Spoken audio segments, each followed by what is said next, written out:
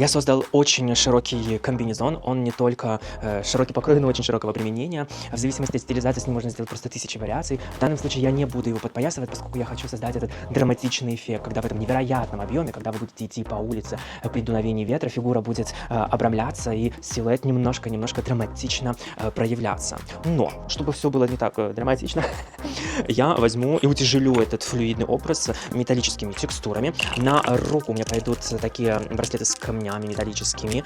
На ногу, на лодыжку тоже пойдет один. На шею я надену свою любимую цепь, которую снял с каких-то брюк. И на пальцы я надену фаланговые кольца из нержавейки, которую я попросил когда-то создать своего папу. Далее, очки-авиаторы с зеркальным напылением, опять-таки в общий контекст металлический.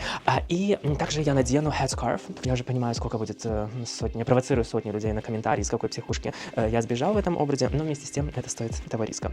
И завершать образ будут мои любимые меховые шузики, такие постмодернистская самоирония. И вуаля!